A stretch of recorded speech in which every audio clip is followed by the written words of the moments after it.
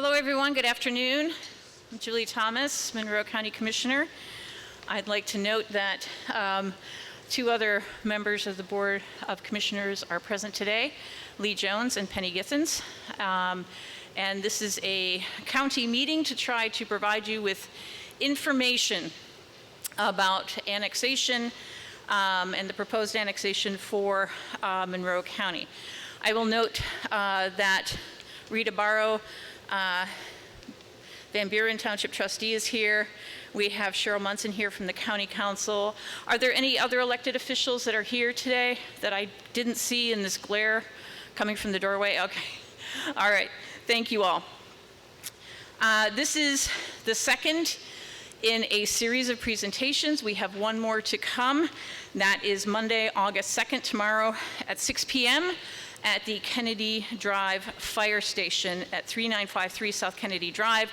That will be a hybrid meeting, in person or via Zoom, and you can connect for Zoom through our county website, co.monroe.in.us.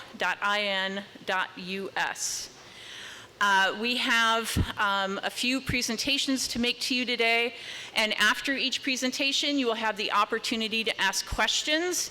You will be posing your questions from the microphone up here in the center aisle. We ask that you give your name before you begin your comments. I will let you all know for the record that CATS is broadcasting our meeting today, just so you all know that. I am grateful for the participation of everyone here today. The board is excited to see everyone here to get some information. And we'll note that we have Baker Tilly here to provide some financial information. I have a little bit of general information to share. And then we have Fire Chief Dustin Dillard from the Monroe County Fire Protection District here as well. So we'll start with Commissioner Jones and we'll get rolling. Thank you.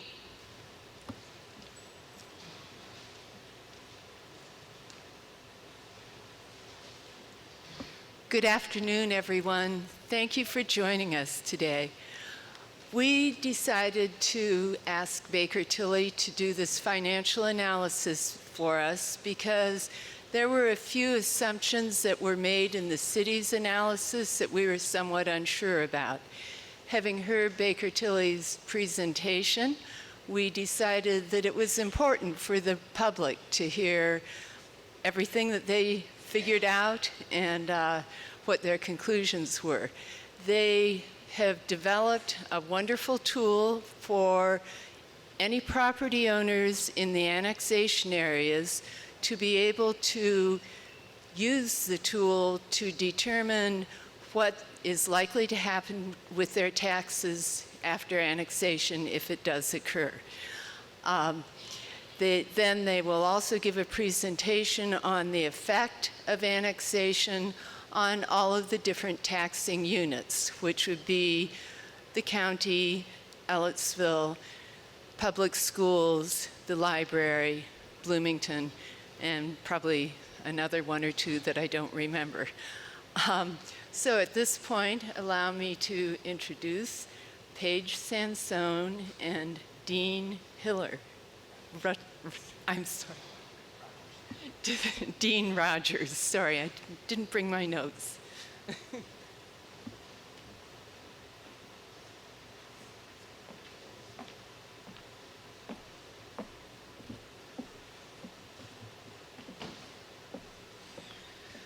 Good afternoon. I'm Dean Rogers with Baker Tilly. And Paige Sansone will follow me. Paige and I are both partners in the firm of Baker Tilly, and we're asked by the county to analyze the fiscal plan that was prepared by the city of Bloomington. So it's kind of an interesting position for me because I do a lot of annexation work, so I'm often on the other side of the table. But I thought it was important to get information in your hands. So we found instances where some of the information in the fiscal plan is pretty accurate. A lot of the assumptions pretty reasonable. But we also found instances where perhaps the information isn't so accurate, and wanted to make sure we get accurate information in your hands. So this is going to be a little bit challenging without big screens and technology to help us out here, but on the board in front of me, and then I'll refer to pages in the document that you had an opportunity to pick up in the back of the room. A property tax calculator that is available on the county's website. That's what I want to walk you through and just give you a little bit of guidance on how to use that. Hopefully some of you folks have used it already and have found it helpful. The reason we put this together is, well, there's multiple reasons. One, it includes and utilizes more current data than what's included in the city's fiscal plan. The city's fiscal plan utilizes data based on 2019 net assessed values for taxes payable in 2020. The tool that is available on the county's website uses assessed values based on 2020 for taxes payable in 21. So it's a year updated. And we felt like that was important. Just to give you an example of why that can be very important, putting this together and doing the analysis, we looked at one parcel, for instance, where in the city's document it said that they would have a tax impact from annexation of $7.47. When I updated that data for a new year of data, it showed that there would be a tax impact of $830. So very significant difference. And I'm not necessarily saying that the city or their consultants are trying to mislead anyone. That's just what a change could be using updated data. In that particular instance, in 2019, that parcel was a homestead and received a lot of deductions. In 2020, it changed. There was a transfer in ownership, and it was no longer a homestead. So it made quite a bit of difference. So that's why we've developed this tool. On page 2 of the document that you have, what you will see when you pull it up through the county's website is what you have in front of you, and those gray boxes, that's where we're asking you to input information from your tax bill. So step 1 is there's a link to where you can go and input either your parcel number, your name, your address to find your tax bill. Once you find your tax bill, in step 2, you will select your taxing district. There's 6 different townships. There's a drop-down button there that you'll see to be able to select from 6 different townships. So select your current one, which you can see on your tax bill. Step 3 is to gather information from table 1 on your tax bill, and that's, you have that to show at the same time? So what you see over there is kind of an example of what your tax bill will look like. If you gather from the 20 pay 21 column, input data that's in rows 1A, 1B, and 1C. And then also, if you have a value in 4C on your tax bill, you'll want to enter that as well. Lastly, in table 5 of your tax bill, that's where it indicates any deductions that you have. So if you have a homestead credit, a standard homestead deduction, supplemental homestead deduction, maybe a mortgage deduction, you would want to enter all of that data. Once you've done that, it's going to show you your estimated tax impact from annexation in those 2 green boxes below, both in a dollar increase, so that's an annual amount, and a percentage increase. Couple of notes at the bottom of that page. If you go through that exercise and you don't tie out to your existing tax bill within 2 cents, try it again. Just double check, make sure you've input the right data. It should work out. You know, I'm not going to say that it's 100% foolproof. Maybe we haven't thought of every scenario, but I think the mistakes or inability to tie out is going to be few and far between. I think there's going to be contact information to be able to reach out to the county if you do have trouble. Also, there's a second page to this. So if you look on page 3, it gives you the detail behind those calculations. So that top half of the page, your current or pre-annexation property taxes, that's what you should be able to tie out to your tax bill, that green box of total taxes due. There's a lot of data there, just all the details behind the calculation, but that green box should tie to your current tax bill. And then below that, on the second half of the page, is your estimated post-annexation tax bill. Keep in mind, there's going to be a lot of changes between, assuming that there is a successful annexation, and I know there may or may not be, but there's going to be a lot of changes between where we sit today and when this would become effective in 2024 for taxes payable in 25. So this is the best guess based on the facts that are available to us today and the tax rates that are out there today. The next few pages in your handout is a sample tax bill. So I actually got a call from a gentleman that was in the audience after our last meeting, and it was helpful because he described a couple of the issues that he had and was trying to figure out some of the math. So one thing I want to point out to you is, if you look at this sample tax bill, page 4, in the bottom right, it talks about the taxes for that semi-annual taxes, in this case, was $464. Keep in mind that consists of two pieces. That's really your property tax component, and then you can see there was $37.88. That's an other assessment. That's related to stormwater fees. So when I talk about tying out to your property tax bill, we're really looking at that next page, page 5, table 1. We're leaving out that other assessment, the stormwater fee. That's going to change, but that's not tied to tax rates or the assessed value of your property. So keep that in mind when you're trying to tie out your tax bill and using that tax calculator, that it is excluding that stormwater component of your bill. So yeah, if you're looking at page 5, is that the...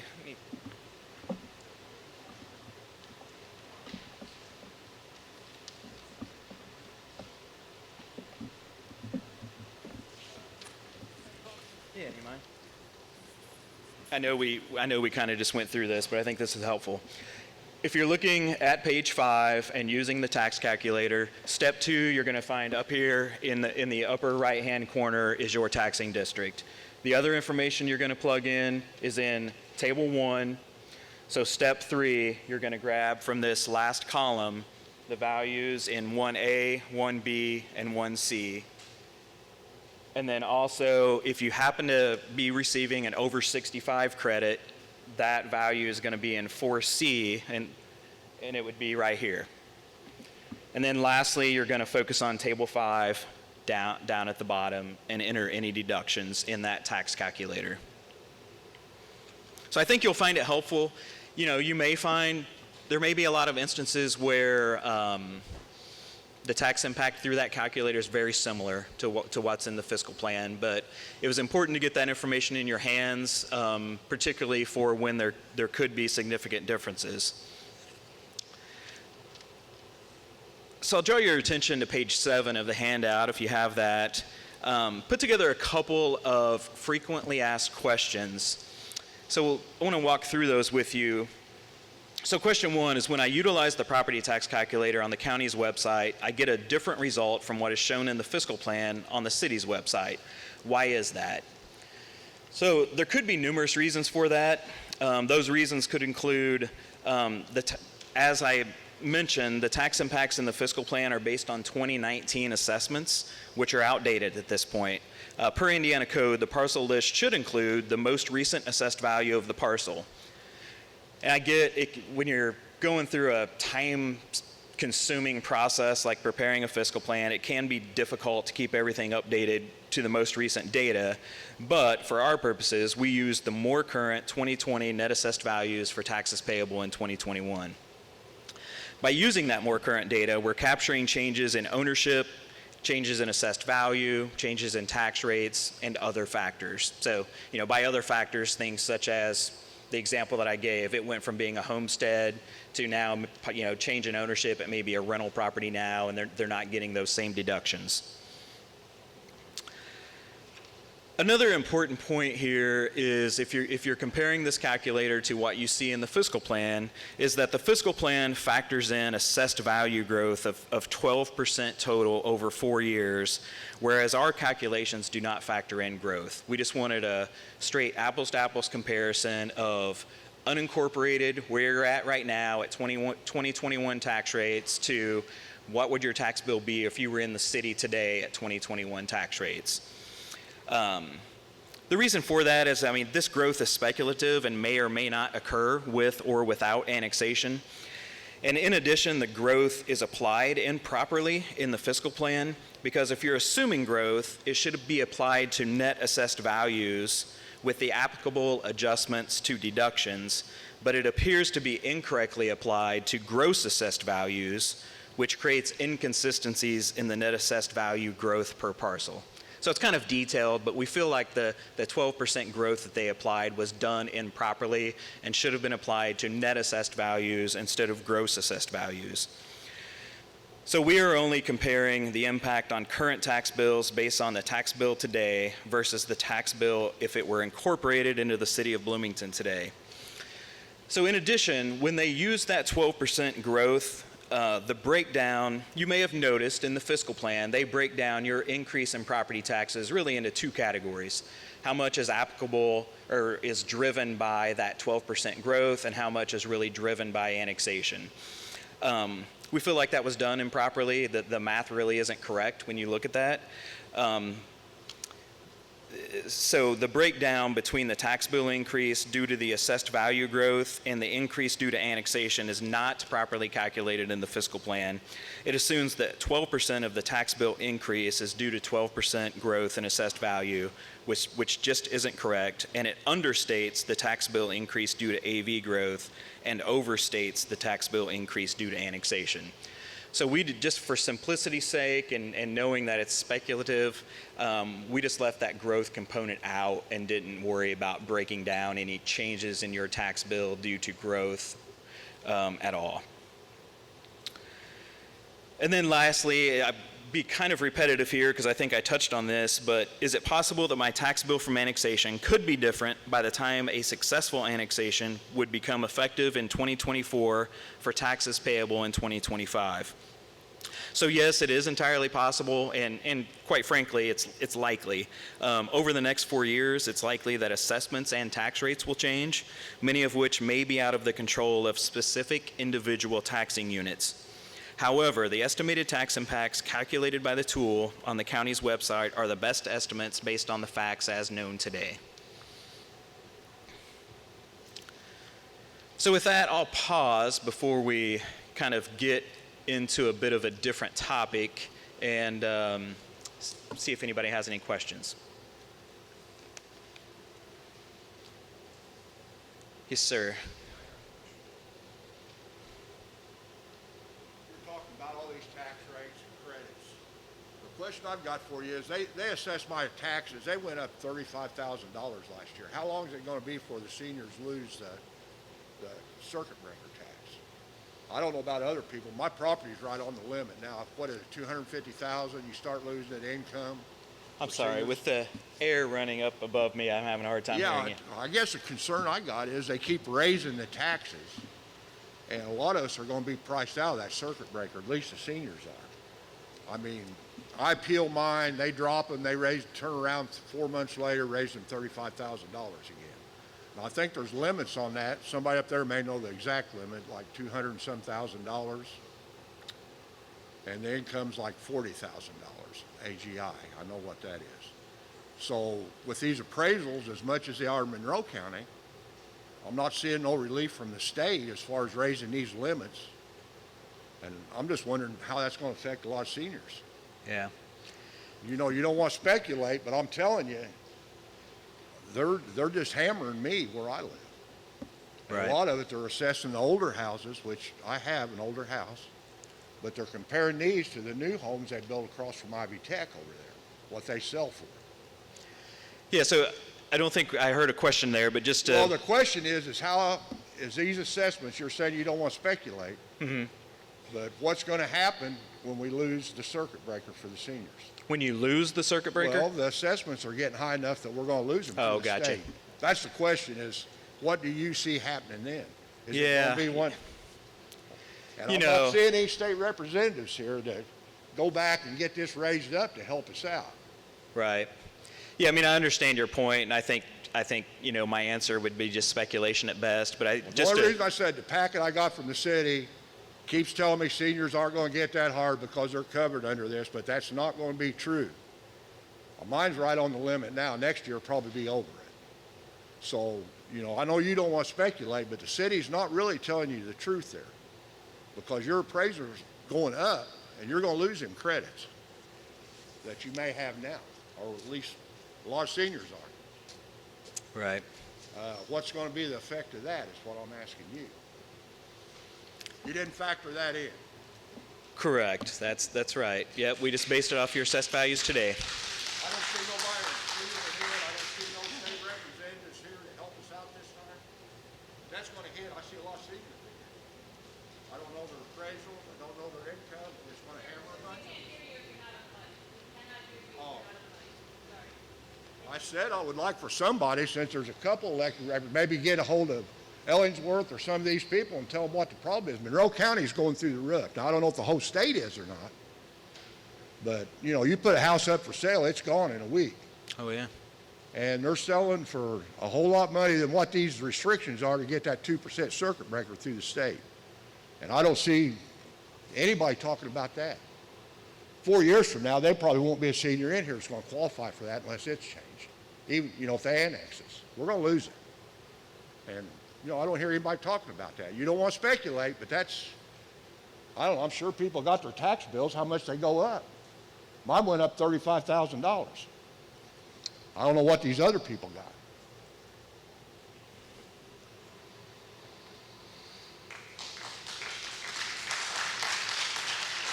Yes, ma'am. Yeah, just please speak up. It is difficult to hear up here. I'll take this off. I've had my shot. I just wear this because I work at a high school and we wear masks. On page 5, the biggest jump I'm noticing is where it says in table 3, gross property tax distribution is special. Anyone that goes up to 1,655% increase, what are we paying for in the special? That they can do an increase of that much, because when I've gone to all of the meetings before, down at the showers, and I spoke to all the tables for the utilities and everybody else, and I live in the county. I have 3 daughters in Monroe County and my mother, and they're each in a different district getting annexed. What are they giving us? Because from what I heard, we're getting nothing for this money. I have talked to the person that was over safety, and I don't know if he was just fire or fire and police. Last name was Moore. He had just been hired. But I think they told me 83% of our increase in our taxes is going to them. So I asked him, what are you doing for me for 83% increase? And he said, well, we're going to build a police fire station closer to the county, blah, blah, blah. And I said, where? And he said, Jackson Creek, near Jackson Creek School. And I'm like, that's not the county. That's still the city, people. What are you doing for us? We are not getting sewer. We are not getting sidewalks. We are not getting trash pickup by them. We are not getting anything for this money but hassled. So I want to know what this special is for, that they can even write down 1,654.63% increase and how that's valued. As I said, I love Perry Clear Creek Fire Department. That's who handles us. I love the Sheriff Department. That's who handles us. My father worked for the City of Bloomington Police Department for 16 years. I have nothing against them, but I have no reason to double or even 50% increase my taxes so that the City of Bloomington can build another park or another trail or add on to a museum. I want something.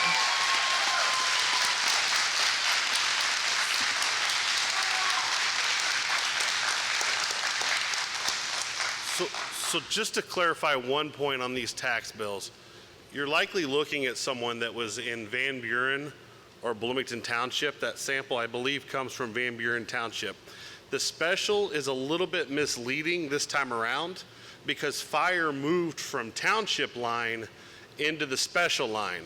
Previously, the special line only consisted of the Monroe Solid Waste District. So when fire moved from township to special, it's misleading because that calculation's telling you what was in that special line last year versus what's in it now. So the 1,600 is somewhat misleading. Okay. I remember you from high school. He went to school with my children, so I know Yeah. who this is. Absolutely. What everyone here might not know, the various townships got their fire departments into this special so they would not lose their jobs. Because when I asked that man, Mr. Moore, what are you doing to my Perry Clear Creek? He said, well, they have the opportunity to apply for a job with the city. Otherwise, they would be forced into retirement or lose their jobs. So the townships work together to get them into this special. But it still shouldn't be an increase. We have the same people doing the same job with the same equipment from the same buildings. Yep. All righty.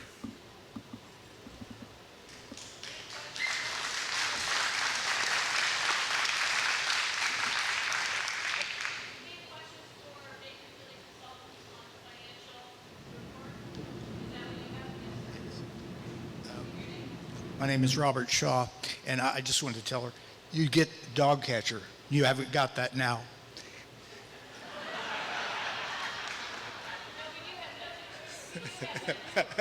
Oh, okay. It wasn't that way before. I want to know how these waivers of annexation plays into this. Will they negate a remonstrance, or how many of them do they have now? I know the last time they tried this, they said they had more than 50%. Do you have any idea? I will be talking about that in a moment, but there's no legal action right now.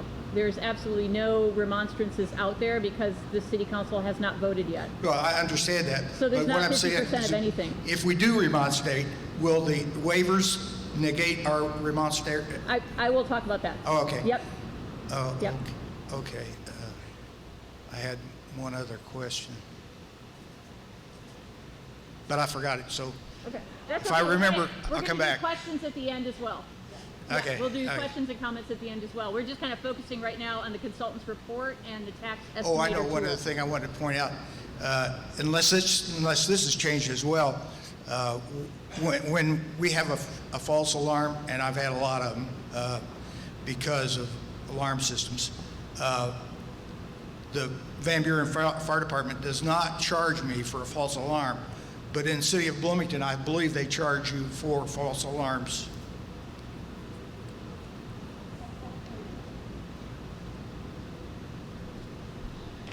Good afternoon. I thank you guys for coming out for this. I do have a question about the tax assessments. What are they going to?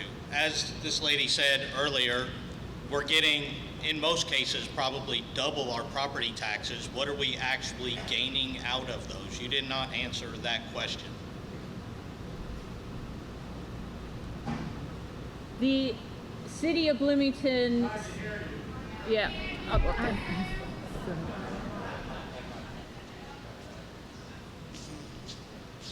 Okay, it's not really for us, the county, to say. We're just providing information for county residents here. We are not representatives of the city of Bloomington. They are the ones who have to tell you what services you will gain. If you look at their website in their annexation document, they list out services that you would be part of, that you would receive if you become part of the city of Bloomington. So that's where that answer is, but it's not for us to list them because I probably forget some, or I might add one that they don't offer. So, Okay, thank you. thank you. Good question. My name is Margaret Clements. Thank you for hosting this meeting today and giving us an opportunity to come together and learn more about annexation and oppose it. I'd like to ask Baker Tilly, what did you use as your assumption for the growth rate? The mayor frequently overstates the city of Bloomington's growth. He says that the growth is, we have a fast, steady growth of like over 1%.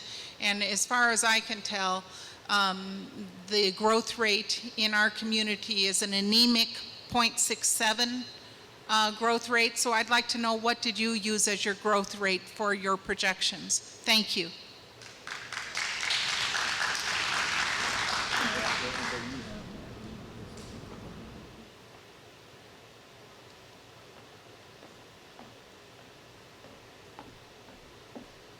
Paige Sansone with Baker Tilly. I guess it depends on what growth you're speaking about. Are you talking about values, property value growth rates, or property tax growth rates? I can speak to some of this. I think when we looked at the tax bills, we didn't assume a growth rate because we don't know what's going to happen, 4 or 5 years from now. But I can tell you, and this leads us into my portion of the presentation, is to talk about impacted revenues.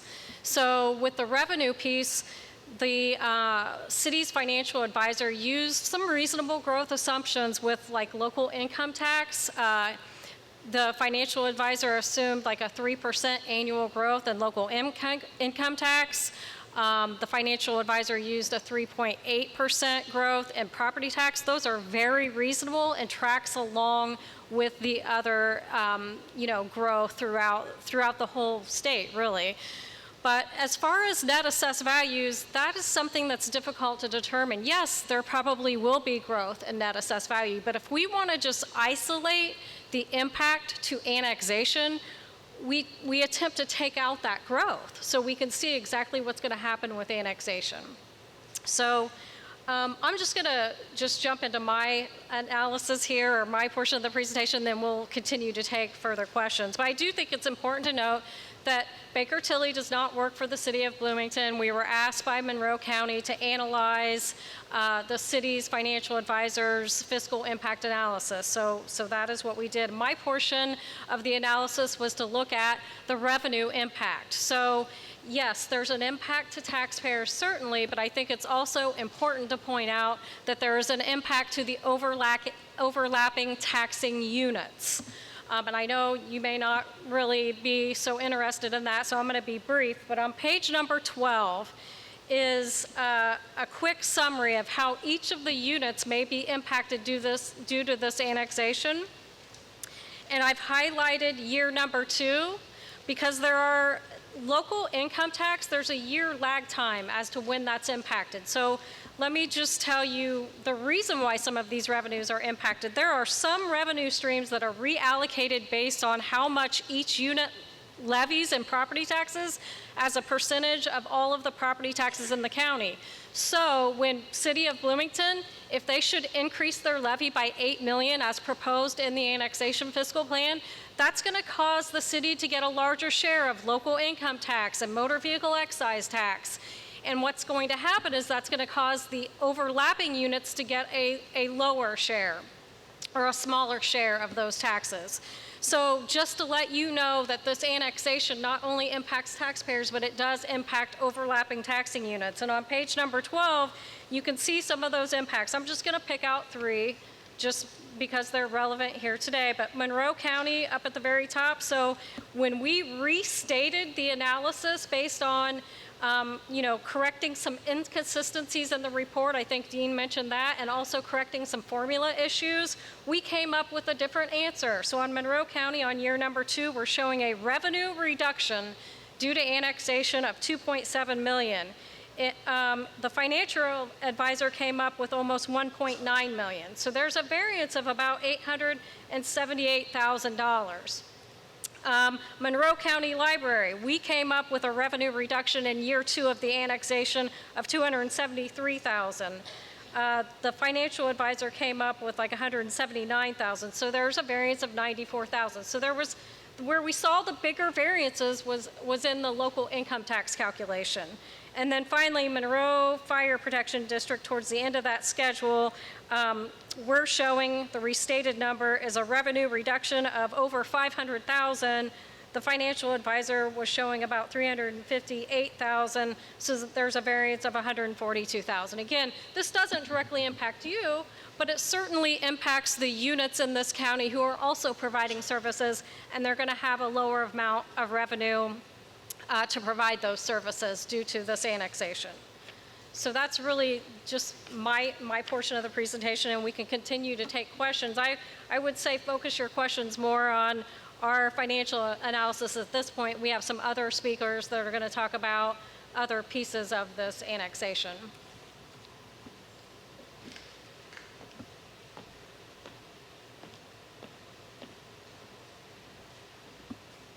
And if anyone else has any questions for the Baker-Tilly report, would you please come to the microphone here and be sure to state your name?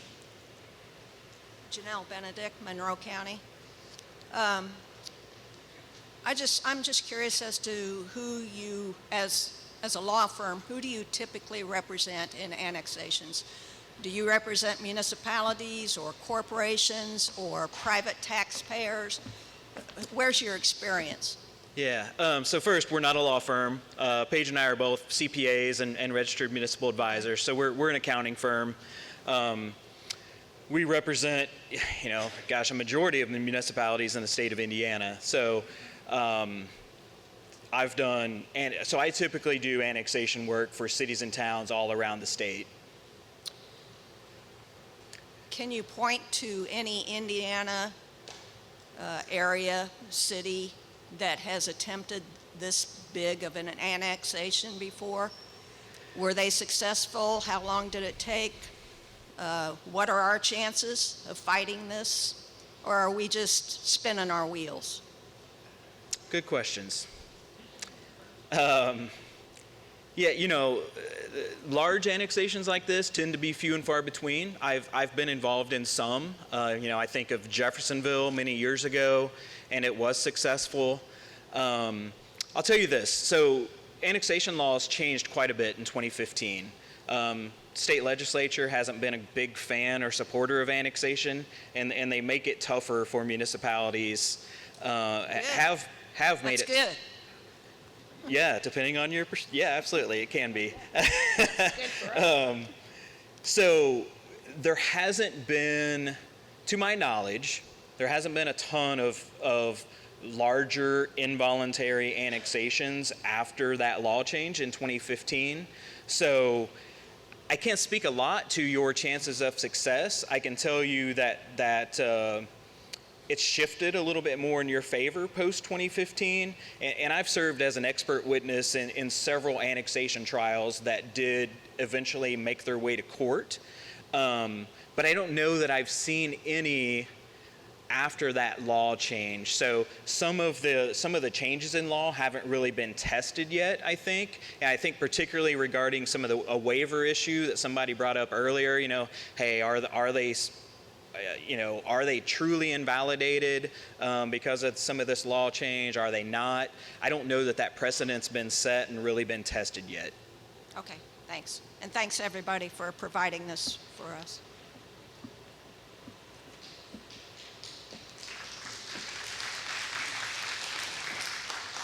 My name is Rita Heckard, and you folks are here from the county, and you're wanting us to join the city.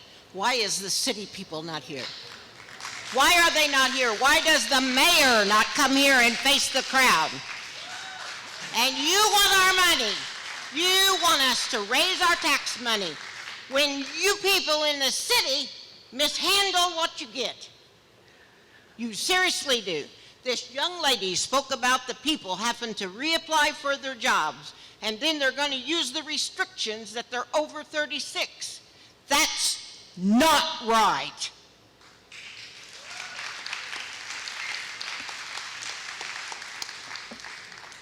Just want to clarify, so there are no representatives from the city here. I mean, we're working on behalf of the county. We have county representatives here.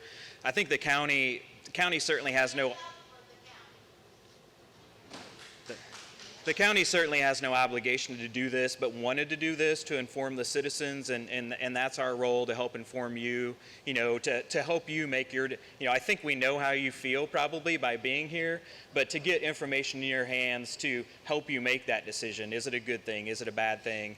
And so we're certainly not here advocating for or necessarily against the city, just getting information in your hands and hopefully helping answer some questions that you have.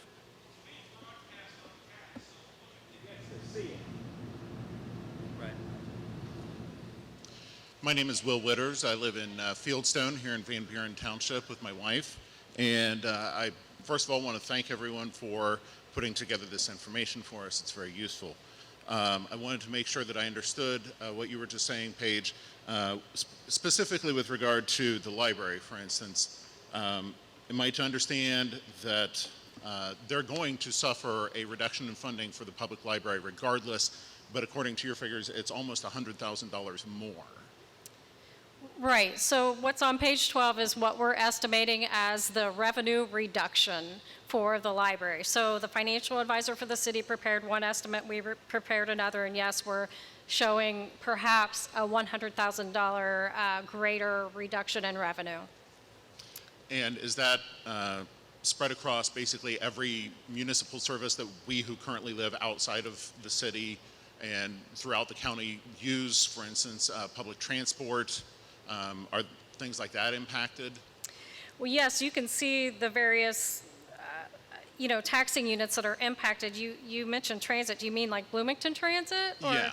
Yeah, so Bloomington Transit, actually, we're showing a positive impact to them. So really, kind of what's happening is you can think of it as, as Bloomington increases their property tax levy and increases, their area due to this annexation, the revenues from those areas are kind of getting funneled to the city. So that's where you're seeing decreases outside of, the city, and then kind of funneling that revenue to Bloomington. But I do want to point out that we have no say in the fact that, for instance, the public library that we all love and enjoy is going to get reduced funding regardless. The city doesn't care about the fact that we like to use some of the things. We may live outside the city, but that doesn't mean that we aren't using some of its services, and it wants to reduce the ones that we actually get the most use out of. Also, I would like to say to the county and township folks that regardless of tax bills, regardless of how money is going to be distributed and so forth, I hope that there will be some mention of how we can possibly fight against this just on principle. I don't want to be part of the city of Bloomington. I moved outside of the city of Bloomington. I don't want to be there. I don't need to have a reason. So I hope that you will give me something that I can go on to fight against it. Thank you.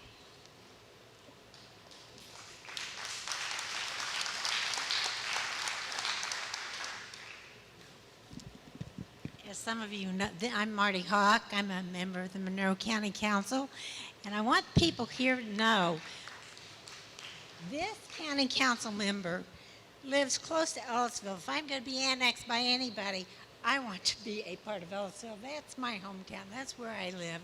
That's where my heart is. But of course, I don't want to see many of our senior citizens throughout this county that are on fixed incomes and see tax bills coming in, hundreds and hundreds and hundreds of dollars more, that they simply are not going to be in a position to pay. Now remember that circuit breaker for over 65 is tied to an assessed value of $200,000. That's as much as it could go for your assessed value.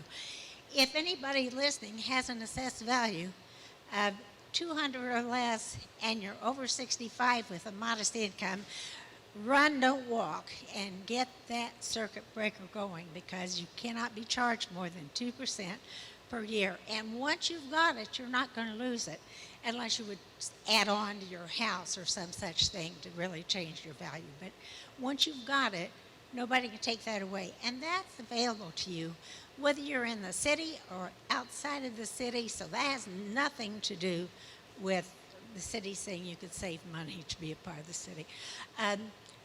What I did not hear so far, and perhaps you said it before I arrived, discussing the loss for our school system, because I know there's many people who are very concerned about that projected $500,000 loss for the Monroe County school system. That's quite a large loss, and they said, well, they have time to consider what they're going to do about it. Well, $500,000 is a lot to lose, and that is tied to and not the income tax, but the thing called the circuit breaker. When more and more of us qualify for the circuit breaker, then that means less and less money for the schools, for the libraries, and so forth. So I understand this is difficult to to wrap your head around. I've been studying it for a long time and try to learn as I go. But I'll just have to say, just in county government, when I put on that fiscal hat of mine, trying to figure out how we're going to provide services, then how are we going to do that? We still have to cover the jail expenses, the court expenses. The list goes on and on. Somebody has to pay to run for the auditor, the assessor, the treasurer. And that means all of us are paying into that pot of money. And so we're going to end up with less services. I don't see any way around it. I'm thrilled to see the kind of outpouring here. And if I can answer any questions, you all have got my number at home. It's 812-876-4545. Leave a message, I'll call you back. And I really appreciate Baker Tilly because they've worked with us. They're not saying they're for or against annexation. They're just bringing people the information to see what the effects could be. And it's going to be monumental.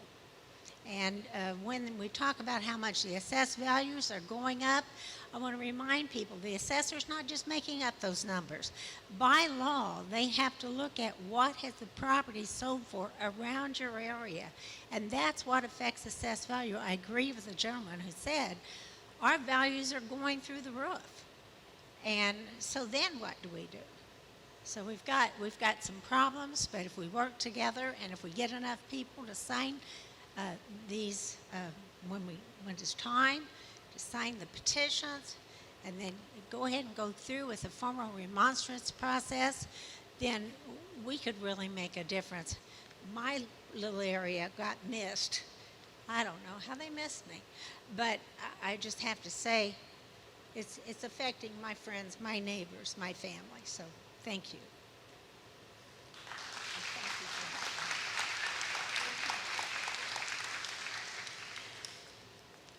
Hi, my name is Jackie Porter. I live in Shady Acres. That's, if I looked at the map correctly, Section 4. We've been surrounded by the city as well. In our neighborhood, we not only pay taxes on our individual houses, but we pay lot rent, which covers the taxes that our landlords pay. When I looked at the city of Bloomington, this is how much your tax rate's going up. For one, they did not include my husband. We did not include our houses. So we don't know how much our individual house rate will go up. But I did see how much our landlord's tax rate is projected to go up. And it was $7,600 a year. Now we have roughly 100 houses in our neighborhood. And you divide that by 100 and then divide by 12. And that's if it's only property taxes that go up. And we're looking at at least $65 a year. Not that, or $65 a month, excuse me. Now, that's not very much in the drop of things, but we have mostly retired people in our neighborhood who are on fixed incomes. Now, Bloomington is really hot on this affordable housing thing. We're trying to put in affordable housing. We have it in our neighborhood.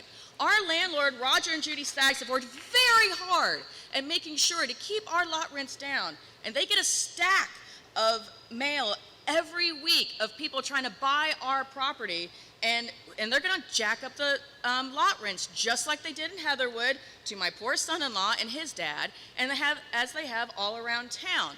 But if this annexation goes through and their tax rate goes up, A, a lot of our poor neighbors are going to be taxed right out of their houses, and then where are they going to go? And then B, our poor landlords may be forced to sell, and that could easily double our lot rent, which is going to push more of our neighbors out. And as a mother who has two 20-something-year-old daughters, one who's autistic has been waiting almost a year for public housing, and the other who just got married who's trying so hard to buy her first house and can't afford it in Bloomington. And our housing, our neighborhood is in the affordable range for retirees and for new couples and people who can afford, need a bigger house, not a one-bedroom, and hopefully can afford the houses in our neighborhood. And with annexation, that's going away, and it's not okay. So our question is, my question is, why is the city not including houses like ours so I can see how much our tax rate is going up, irrespective of my landlords. And I couldn't find this afternoon how to get to the county tax thing that you guys had advertised in online. I see now some instructions, but I'm still a little confused on when you go to the county site, how to find that. You'll find all of that information right at the beginning of the website. Okay. There will be a link there to all of it, so And please. does the county include our houses too? Because the city doesn't. Not specifically. Yeah, there's no specific database of houses, but you should be able to look up your property tax. Like if you receive a property tax bill, you should be able to look that up for your parcel and plug it into the calculator to calculate your tax impact. Okay, the city calculator did not include our houses, only our landlord. Okay. Yeah, I don't have any control over that, but if you are in the annexation area, you should be able to use this calculator with your property tax bill to calculate your tax impact. Okay, thank you so much, and thank you for organizing this meeting for us.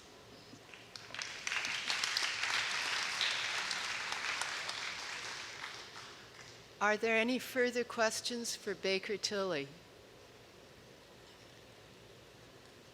It does. Yes, ma'am.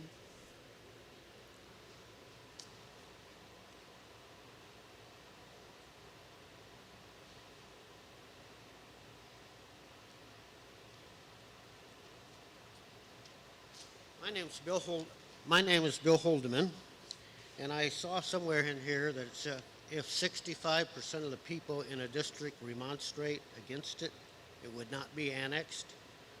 I'm Can we sorry, ma- could can you we- tilt your microphone up a little bit? That'll make it easy. Thank you. Okay. I think I saw 65% of the people in an area could remonstrate against it. It would not be annexed. Will they take mail-in ballots? Could we just send ballots out to everybody in the area? Say, do you want to be annexed or do you not want to be annexed? I'm sorry, And see what happens. I couldn't. Okay.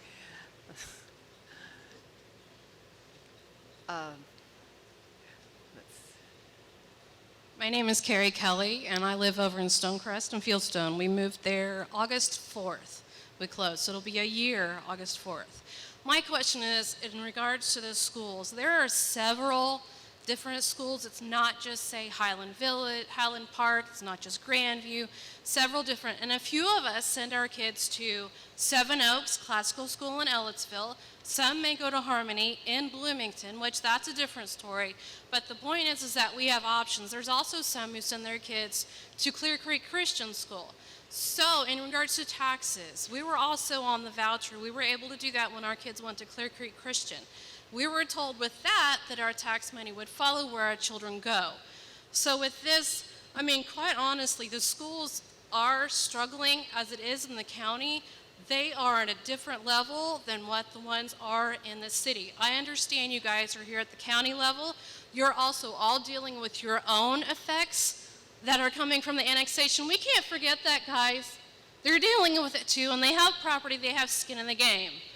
So thank you very much for coming here and representing not just us, but yourselves.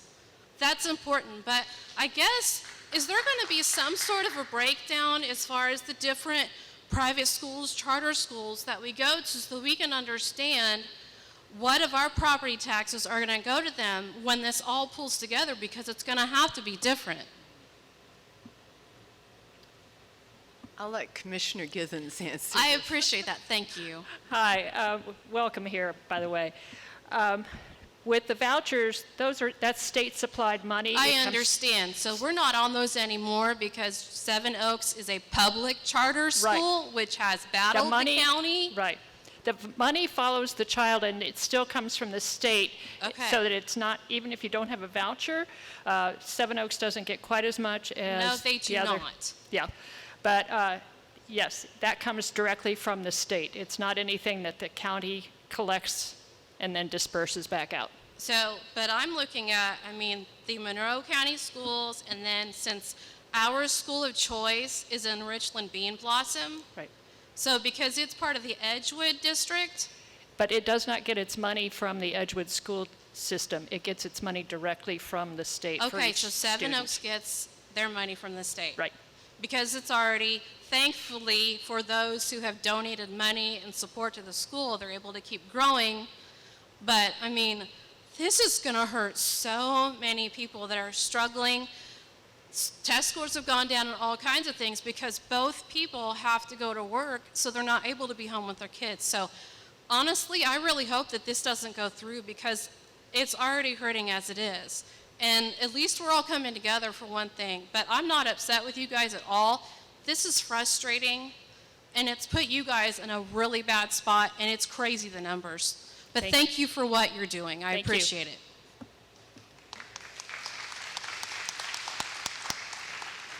I would just like to answer the gentleman's question about whether or not there'll be mail-in petitions or remonstration certificates. And the answer is certainly no. When the auditor, if the city of Bloomington annexes different areas of the county, the auditor will release an official petition, and he will make the process known at that time.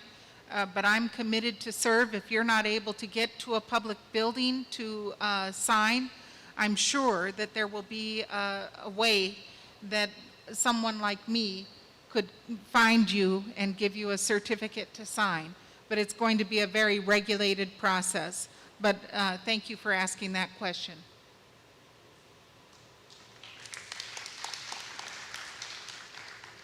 Hi, my name's Harry Ferris, and my question's for Baker Tilly. And I'm really interested. I read a lot of financial reports. I'm not an accountant, but the devil was in the footnotes. So I'm curious, based on your, what is it, the Reedy financial report, what kind of footnotes did they have in there that we should be aware of or find alarming? Were there any?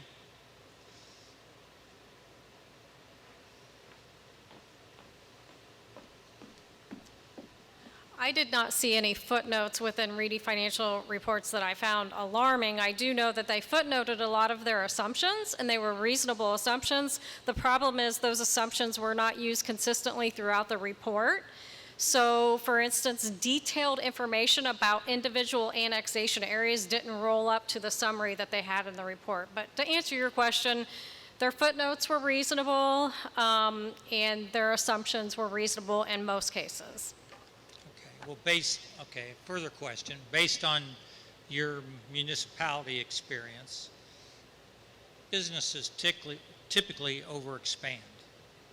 And is there anything in this report of theirs to indicate that the city is overexpanding beyond its abilities? I don't think we have enough information. We were just asked to analyze the report given to us, so I don't know that we have that. I know we don't. We don't have detailed information about what they're doing. There is a section of the report, though, and I did include our analysis of it on page number, well, it's the last page, page 14, where the city is showing their revenues over the maximum costs, and they have a certain amount of capital outlay. It's like $24.4 million of capital expenses, and they're showing that they can fund it if they spread the debt service for that capital over a 20-year period, which would be at the bottom of that schedule. So, I mean, at least what they're estimating as revenues, and even when we restated it, they get close to being able to fund that if they spread the debt over a 20-year period. But that's the extent of our analysis. We just didn't have the detail of all of that. And on the 3.8% is reasonable. So I might be misreading this, but can we assume that our taxes will go up 3.8% per year? Yeah, so let me explain that. I said that the Reedy Financial Group, they were using a 3.8% increase in their property tax levies. So let me explain that. That does not correlate to a 3.8% increase in your tax bill. What that is that every unit in the state gets an annual growth factor on what they're allowed to levy, and that's been running between 3.5 and 4%. So 3.8% is very reasonable for that just annual growth factor. That doesn't translate necessarily to an increase in the tax bill because because at the same time your net assessed value might be growing. So it's that correlation, that's what drives the tax rate. And then you specifically mentioned on your 2 years that Bloomington Transit would realize $400+ thousand in revenue, so to speak, or tax appropriations. Now, the last time, 4 years ago, when the mayor was trying to annex us, he was saying that one of the benefits would be that the bus system would expand to everybody. Well, I can speak from firsthand knowledge that the bus system can't expand. It can't even man. This is for the general audience's information. I'm not jumping on you, but they can't service what they have now, their bus routes. They don't have the manpower. They can't hire and keep people. So I guess with that $400,000+ going to the bus be able to be siphoned off for other city projects? Is that something I can assume? I really can't answer that. I can just tell you that the Reedy Financial Group report showed that there was going to be a property tax levy increase associated with the transit, and along with that, a little bit other, a few other revenue items will increase as well. So all I can tell you is that they are planning for an increase of about $400,000 in their revenues. I don't know what specifically they're going to use it for. Thank you. Yeah, you're welcome.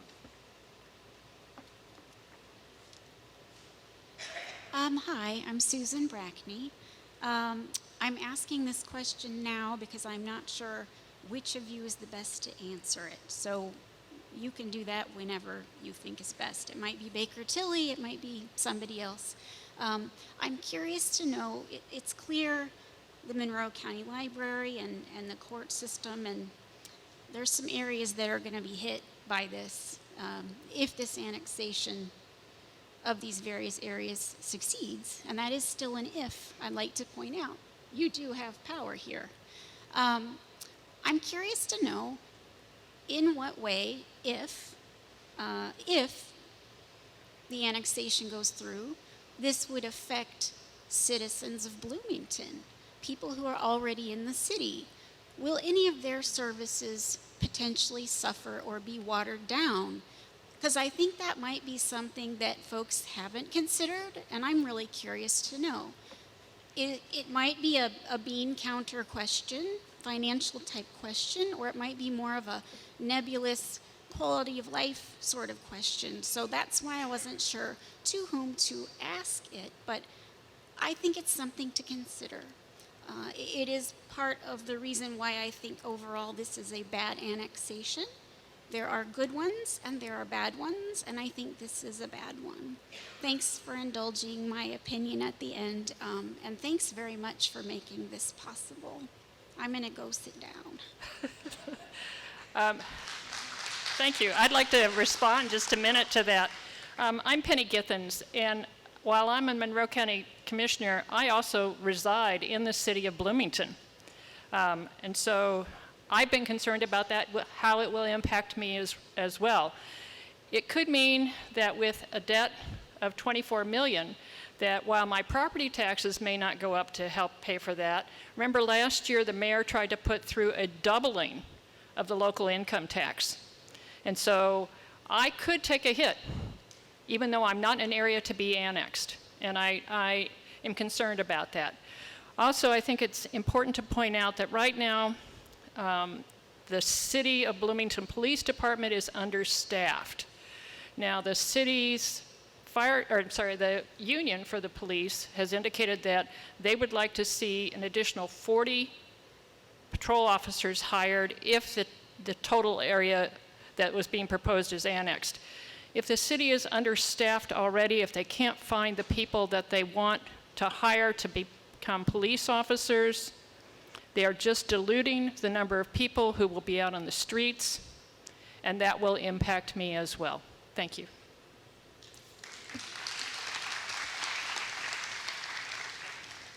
Hi, I'm Ruth Harpool. I live on West Gifford Road, on the north side of West Gifford Road that's being included in the annexation.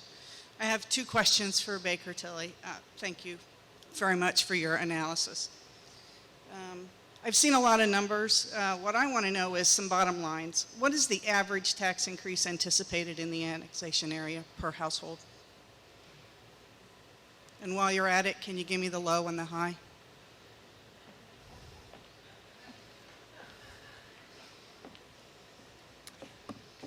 I wish I could. We put together the tax calculator, but we haven't ran that analysis for every parcel. So I can't say that we have an average or really a low or a high. You know, I think from a low, there's probably some of those folks that are impacted very little. I mean, there could be some parcels that are already at the tax cap and their tax bill wouldn't really increase. Or, you know, I think there's been some examples shared of folks that receive the over 65 credit, and there your tax bill is limited to increasing by 2%. And high, yeah, just not having analyzed every parcel, I couldn't answer that question. Okay, so at your fingertips, you do not currently have an average estimate for each household? I don't. Okay. No. Okay, which brings me to the second question. Has the city accepted the Baker Tilly evaluation, or will they base their efforts on the Reedy report? I don't believe the city has expressed any opinion at all about the Baker Tilly report. They haven't really acknowledged it. Okay. So information is only power if we act on it.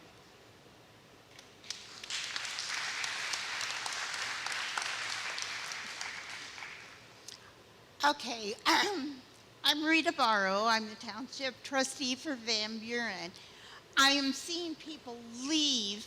I don't want you to leave because you're going to have the opportunity to ask questions about the petitions, about remonstrance, and what we can do. So I wanted you to kind of stick around until the commissioners get through, and in answer to the lady's questions, I have seen a negative $7.16, and I have seen it over 200,000 for Baxter.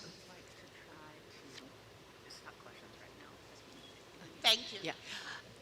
At this point, I'd like to turn it over to Commissioner Thomas, who's actually going to be able to give you quite a bit more information about the entire procedure for annexation and also the procedure for remonstrating against the annexation. I think that may answer a number of the questions that people have. So at the end of the once everyone's done, there'll be a chance to ask general questions. So at this point, I think it might be helpful to hear what Commissioner Thomas says and hold other questions until a little bit later. I'm sorry, sir. All right, thank you. Sorry, sir, please hold your question and we'll get to it. It just seems like people are eager to get some information. So before I do that, I want to note that for the record that we also have present today State Representative Jeff Ellington, Marty Hawk, County Councilors here, she spoke, John Wilson from the Van Buren Township Board. Thank you all for being here.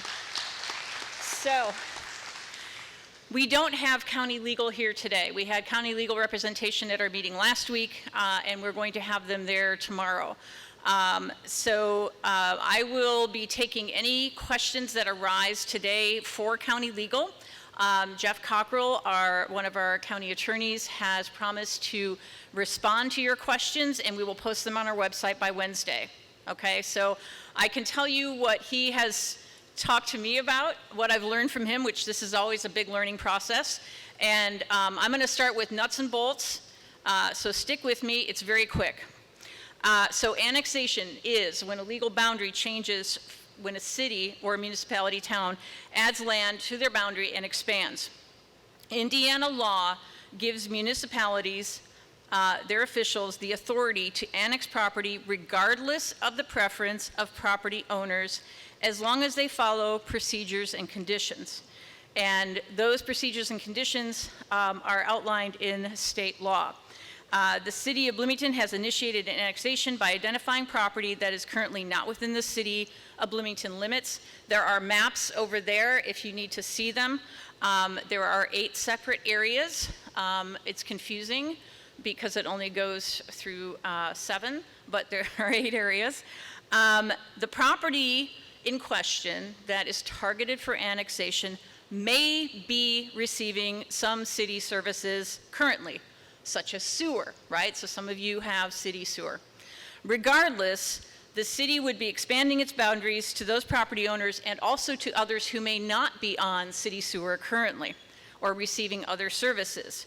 The city has outlined its benefits for becoming part of the city, and that's on their website, and you can find their fiscal plan there as well, how they intend to grow services to meet the needs of an increased population that they propose. The report that's been presented today is focused really on individuals, right? So the county is not in a position to advocate for or against annexation, but we wanted to ensure that our county residents, and city residents are county residents of course too, that all of our county residents have the information they need. And it was wonderful that they came up with this tax estimator tool, because nothing's been done like this before that I know of, and it's amazing where you can figure out for your property what the cost may be, and you can make an informed decision about annexation.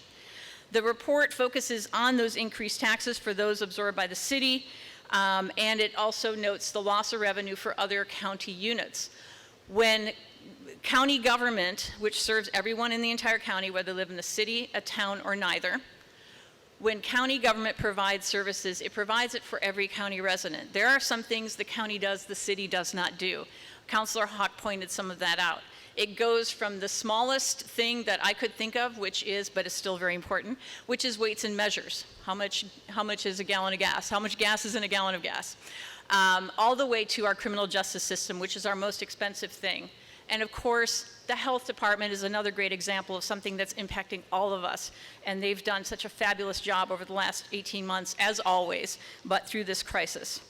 So those are county services. How does the county provide those services at the same level of service, the excellent level of service you're getting today? How do we keep doing that if our revenue decreases? That's something for the county council, the fiscal body of county government, to work through. They're brilliant, they will do it, but it's going to be difficult. The report also does not address any of the fees associated with the city. So there are things that appear on the city's water bill if you live in the city, such as trash removal. So trash removal is not part of the property tax that we're looking at today. Trash removal is a separate fee assessed on the water bill. Okay, so the county's only role in the annexation process, besides getting information out to residents and making sure you're informed, is at the auditor's office, also paid for by county tax dollars. It is the auditor's duty to review signatures on remonstrations. It's important to note that you cannot take any legal action at this time. There's some folks that are going to talk about a petition that's not a legal petition, but it is a grassroots effort to inform the city council about the desires of county residents. They're going to talk about that, I assume, in a moment. The legal process does not begin until the city council adopts their ordinance and provides notice. We're assuming that's likely going to be in September. Right now, they have an estimated mid-September date for that meeting. The ability to remonstrate against annexation will not be available until the city council makes its vote. It is something where you sign on a line, that signature has to be notarized, and so there will be a whole process for that. It is up to the city. It is the city's responsibility to send notice to every single taxpayer, return receipt mail, for example, on how to file a remonstrance.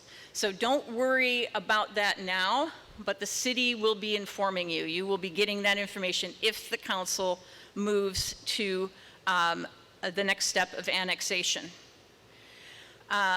The auditor will review, when the time comes, signatures to ensure that the person is a property owner and that they are able to sign for that property. There's also something called a waiver. So we've heard this about waivers. It's a waiver of remonstration. For many folks who have city sewer, when you receive that service, you are obligated to sign a waiver of remonstration. It says, thank you for the sewer service that I'm paying for every month. And because you've provided this, if you choose to annex my property, I will not remonstrate. Now, recent state law has set an expiration date on those waivers. It's not something you need to worry about too much because the auditor's office is in charge of checking to see if there are any valid waivers which would nullify a signature of remonstrance. So it's important to note, there is absolutely no fee, no penalty, no fine if you submit a remonstrance against annexation and it turns out that there's a waiver. There's absolutely no harm in doing that. So if you're not sure, you can go ahead and remonstrate. Does that make sense to everybody? Okay, good. All right, so a successful remonstrance, what does it mean? There are percentages being thrown around. I'm going to talk about a few of them. If in each annexation area, of the 8 annexation areas, each one is considered a separate area. In that area, 65% of unique property owners, if 65% of unique property owners remonstrate against annexation, annexation is done. If that percentage is 51%, the annexation process moves to the court. I don't know much about that. But if 80% of the assessed value, if the property owners that hold 80% of the assessed value in an area remonstrate, that is another way that an annexation process can be stopped. So those numbers are important. 51 to 65%, 65%. Those are going to be important at the time of the remonstrance process. We're not there yet. I will note for the record that the City of Bloomington is holding a public hearing. Unfortunately, it's on the first day of school on Wednesday at 3 o'clock. It will begin at 3. Hopefully, it will continue later into the evening when more folks can attend. You're welcome to ask some of your questions about schools and taxation, about services at that meeting, or to offer commentary to the City Council to let them know how you feel. I will also note that when that we're not in a position of advocating. Somebody asked us, are we for or against annexation? I'm for information. I want you all to have the information you need to make an informed decision. That is what we are all doing here, okay? We just want to make sure that you have as much information as possible. So with that, if you have questions for legal, because I'm not a lawyer, we're happy to take those questions down. And we will get those posted on our website. I already wrote down one from earlier that we will post for sure. But that's what we have for now. Are there any quick questions on just this portion of the information? 80%, the 80% relates to the total assessed value of the area. So let's say annexation area 12, which there is no such thing, has a total assessed value of $1 million. If property owners representing 80% of that total $1 million files a remonstrance, that will also stop annexation. That's not likely going to be meaningful in many of the annexation areas because there are a lot of individual properties in this case. But it is in the state statute. Yes? Hi, I'm Linda Summit, and I live in Clear Creek, and that was very informative, but also kind of confusing. Okay, Okay, sorry. What can I clarify? So Mark Riggins, my neighbor, and I have been walking around the neighborhood getting petitions signed. Has that been just a waste of our efforts? No, not at all. It's just not official legal. It is not a remonstration yet. What is going around right now, and there are a number of grassroots groups working on this, are petitions, and those are great to inform the city council. What it says to the city council when you present petitions, let's say you're in area 1A and you have 70% of the signatures saying, I intend to remonstrate, that tells the city council they've got an uphill climb, and that may encourage them to drop that before the next vote, so that when they do the actual vote on annexation, that they may choose to leave that property out. It's an opportunity to get information to the city council about the desires of the people who live in an area. It is not legal. It is a grassroots informational effort to lobby the city council. Does that make sense? It does make sense. I'd like to be able to get one petition that everyone can sign instead of petitions that are to the.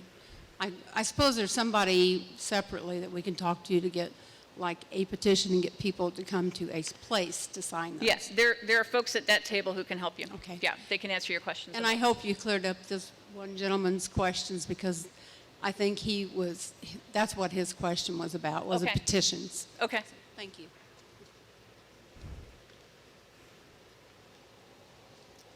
Hi, I'm Don Creek from here in Van Buren, and we're looking at 51%, 65%. One of the keys in there is what we're going to get into in the weeds, perhaps, is on the waivers. And I guess my question along those lines would be, at one time there was talk of, was that waiver properly recorded within 90 days? How are we going to get on top of that to make sure we don't get an inaccurate answer on whether a waiver is effective or not? Yes, you are talking about an important nuance of the state law, and it is very complex, and that's why it is important to know that you can remonstrate if you're not sure about a waiver. There are laws related to how soon a waiver has to be recorded by the city. There are laws about how long a waiver is good before it expires. A lot of this is new. Our auditor's office will be following state statute as it currently is today. So but I recommend that if you're not sure, and that is a good question, but boy, that's the nuance of the law that I don't want to get into and say the wrong thing. But just so you know, if you're thinking about remonstrating, that it will not impact you financially or personally to file a remonstrance if you are not sure if there's a waiver. For some folks, a developer may have signed a waiver, and as you've purchased property, you've bought that waiver along with the house. So you may not have personally signed a waiver, but it's important to know that you can remonstrate. I'm thinking that the answer to my question is going to be no, but if you live in the city of Bloomington, which I do, and obviously people are going to be impacted, can the city people also remonstrate? No, but that's a great question. But what you can do is you can contact your city council members who represent you, and you can tell them how you feel, and you can tell them what your concerns are, or you can go to the meeting on Wednesday and offer public comment. Thank you. That's important to do. Yeah, great question. Thank you.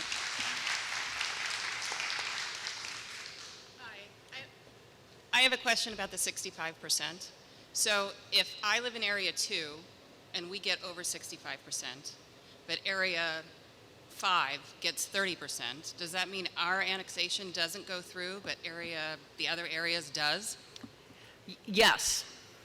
Yes, that's how it works. It's by area. Okay. Yep. Thank you. Yep. Thank you.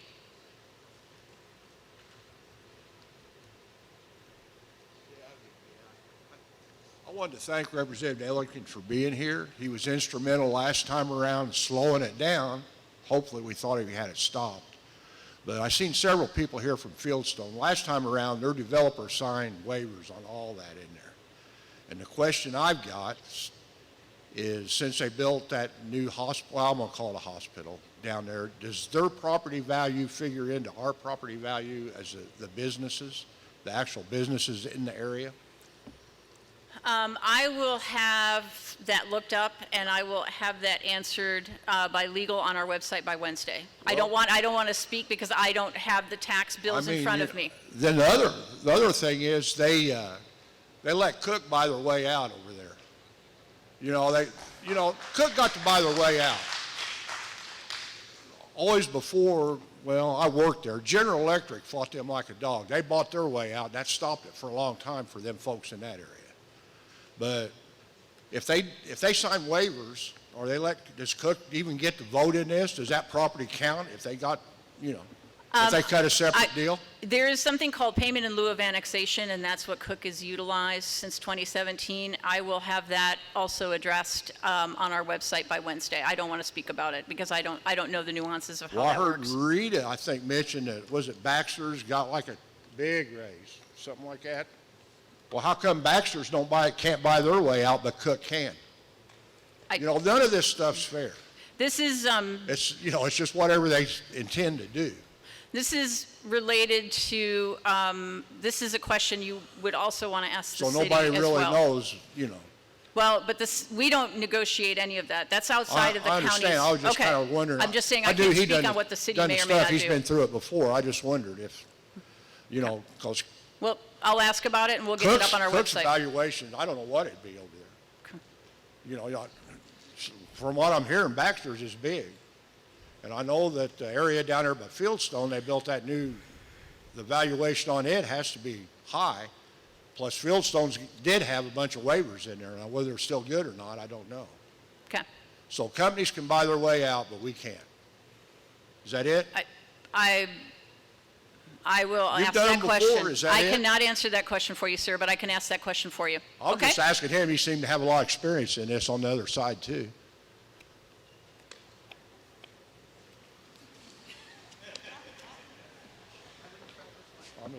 I don't know. I mean, I really don't have an answer for you. I mean, to her point, and I'm not familiar with this arrangement, but there is such a thing that I have heard of before with some companies will enter into an agreement with the municipality for a payment in lieu of annexation. So they don't get annexed, but they do agree to pay a fee to the city. Sometimes that equates to an amount of what they would pay if they were paying the city tax rate. So I'm not familiar with the arrangement with Cook or Baxter or anyone else, but Okay, the reason I'm asking you this, if that's true, does their property evaluation count as a yes vote? well, so my understanding is they're technically not a part of the annexation, so they wouldn't have a say in the Okay, remonstrance. that was a either way. question I had, because you take evaluation, hey, I'll give you $100,000, and we'll count your however many millions of dollars evaluation it is as a yes. That's going to make it tough to get to that. Right, yeah, they should not be a part of that equation. Okay, thank you.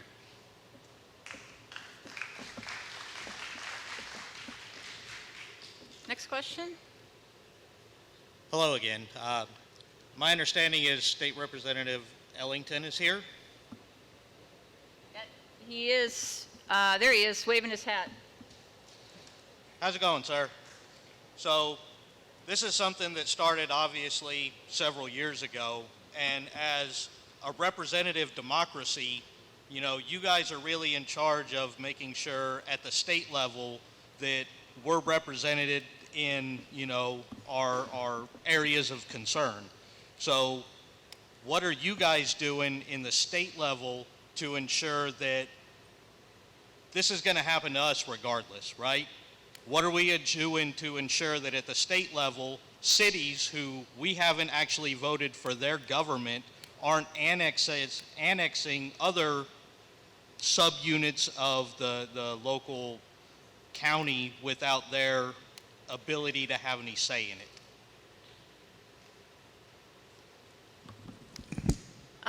Sir, please leave the microphone there. He can come up. He can come up. Thank you.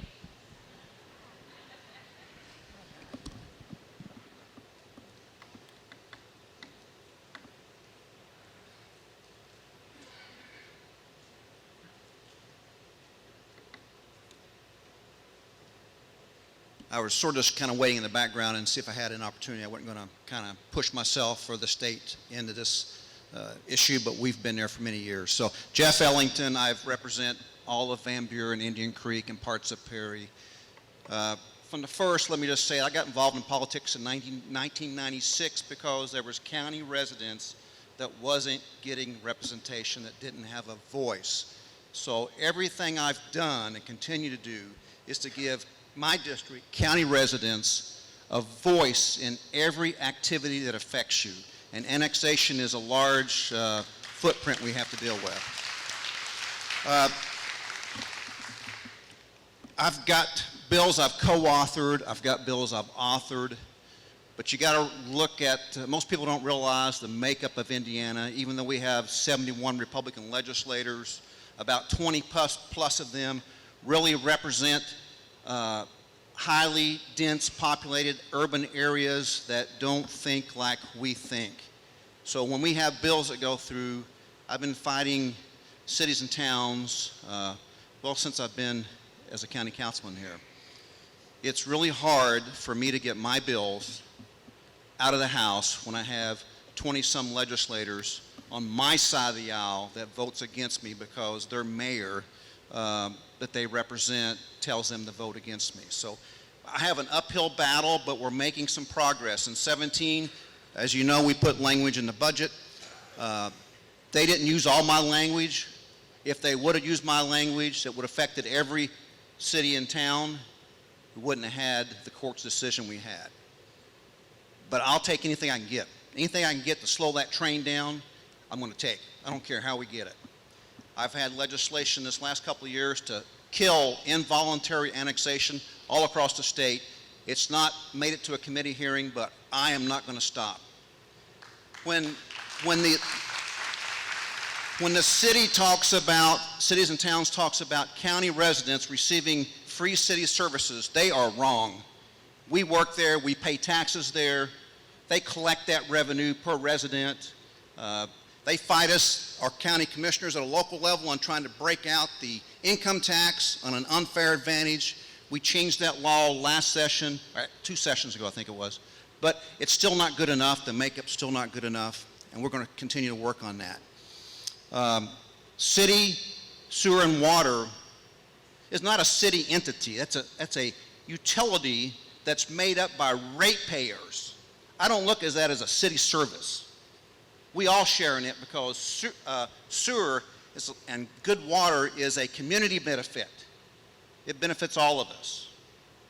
So when they talk about you're receiving city services, well, if you are, you're paying for it, and you're paying more than the average city citizen does because of that, because we're outside. So I will continue to take legislation, but believe me, you have to wake up, you have to go door to door, and even though these petitions right now are not binding for the remonstrance, it's going to send a signal, like the county commissioner said, to the city council that they have an uphill battle. And this is a battle we need to stand together with. It doesn't matter if you're Republican or Democrat, because this affects everyone. So my number is 812-327-8118. It's a very complex issue, but please get involved now before it's too late. Thank you.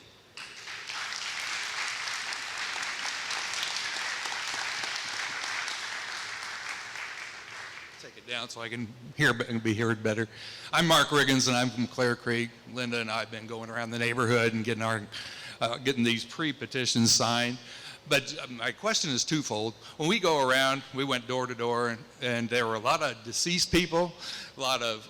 It just makes it difficult because. And that's the problem I see with this whole thing, Pete, because it's so difficult to counter this. It should be voted for instead of having to defeat it by going through this cumbersome process. But anyway, but what do we do about that? That's one fold, and then the other one, I guess maybe a lot of information will be available on this remonstrance program, but for us to be active, what can we do to get our neighbors and our everybody online and understand the importance of this and focus it? Is there some source, or is there going to be some organization that organizes, you want to inform us, but we want to act on it? Right, right. Okay, so to your first question, that is a City of Bloomington issue. They need to reach out to property owners. I don't know, that's really a city question. And, you know, properties change hand all the time. People pass on, sadly. New people move in. Things evolve very quickly, as we know in the housing market, no matter where you are. So it's up to the City of Bloomington to notify each property parcel owner of their property tax and how to file a remonstrance. That is their responsibility legally. And I don't know how they're going to do that. That would be a great question for the City Council or for City Administration. As for your second question, our goal is, again, the county's role is to process, once the time is ripe, which it is not now, but once the City Council makes its decision and votes, the county's obligation relates to the auditor's office. Now, I would assume that somebody from the group that's here is going to tell you how to get in touch with them, but I will tell you for now, if you want information, to go to the city's website and go to Annexation and look at their information there. There's a lot of information there.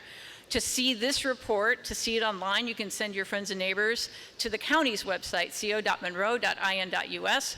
It's on the main front page, along with the tax estimator tool, which is a separate link. So there are two documents now. We also have some general information on another page as well about annexation. So we represent all county residents, and we want information to be out there. So we're not organizing anything, but I know that a lot of folks are very organized, and so they're going to tell you probably how to get in touch with them. I know people have been on Nextdoor, they've been on Facebook. There have been a lot of social media avenues, but there's also a phone number and an email address as well. Okay? But my concern is with the petitions we've been doing so far, there's been a lot that have the wrong person on that property. That will be fixed by the time the remonstration comes. It would have to be. Okay. It would have to be. The city has to contact people. I will pose that question to the attorney about what happens, but that's the role of the auditor, is to ensure that when somebody is signing a remonstrance, that they are the person who can sign for that property. That is their role. And that is county's official role in this whole process, which is pretty minimal. However, we know that there's an impact to the county tax, to all county taxpayers, to the school, to the library, to every other taxing unit when an annexation happens. And that's what we're concerned about as well, because we don't want folks to be turfed out of their home because they can't afford taxes. So, thanks.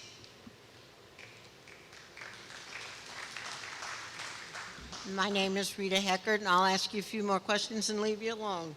If we don't do this annexation, what will happen to our city sewer? Are they going to cut us off and we have to make other arrangements? I will ask that question. I don't believe it's a utility, so I will ask that question, but I don't know how that would happen. In the notes that was handed to me today, it says the city will not guarantee sewer, sidewalk, or street light installation. So we don't need to depend on that because they don't live up to their guarantees. So there are some properties in the areas targeted for annexation that do not currently have sewer. So what the city is saying is that they cannot guarantee that you will get sewer if you don't currently have it. Well, we won't get street lights either. They're not guaranteeing that as well. So what improvement are we going to do for our taxes? That is a question you should ask the city council. And the penalty that you put on Baxter for their heavy taxes, we're trying to build our people's jobs here in town. Why do we want to affect them? These are working people. That's a great comment to make to the city council and the city administration. And just like this gentleman just said, we cannot vote for people for 2 years after the annexation. 3. And 3, and that's not fair either. Right. And this is Indiana is one of very few states that has involuntary annexation. In the rest of the United States, you typically see a referendum on a ballot. And it would be nice if the state changed its system.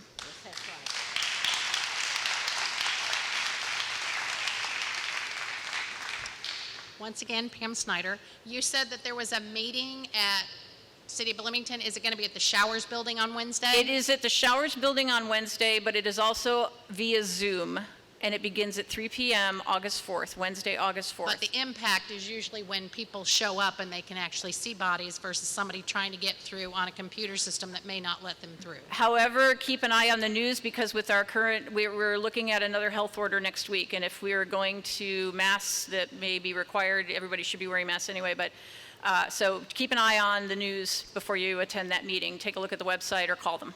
Okay. To make sure it's still live. And she was also speaking as to sewer. There are people who live in the county that have sewer because they're in watershed. For instance, out by my parents, Sterling Woods was given that because the developer that developed it has clout because he makes highways for the state of Indiana. And so they got it. They drove a big ditch through my parents' yard and blacktop driveway, not once, but twice. Didn't come back and repair it for like 3 or 4 years. And my parents were told they could not hook on to that big pipe that was in their front yard. They would just have to tough it and stay with city sewer, or stay with a septic system.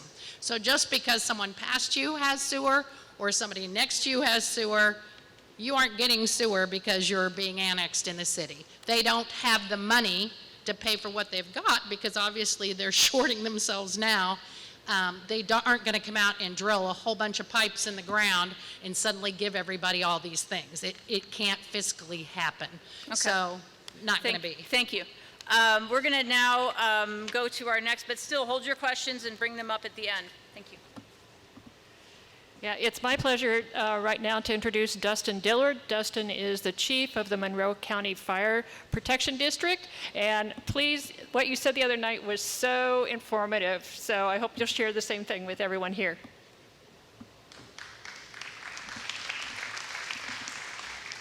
Hi, my name is Dustin Dillard. I'm the fire chief at Monroe Fire Protection District.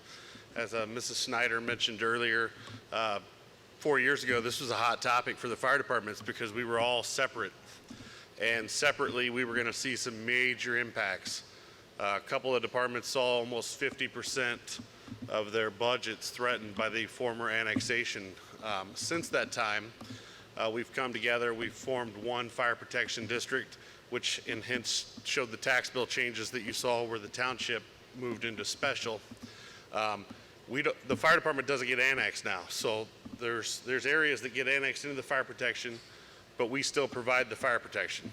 The reason behind that was fire stations cost anywhere from $1.5 million to $3 million. Fire trucks cost $600,000 to $1.5 million. This highly expensive infrastructure is very difficult to just up and move. Quite frankly, we don't drive around to build a new fire station looking for what land's for sale. We look at where it's best suiting you guys. So the fire stations that you have now, if you're in Van Buren or Perry Township, will remain the same. However, there are lots of other changes that may come about.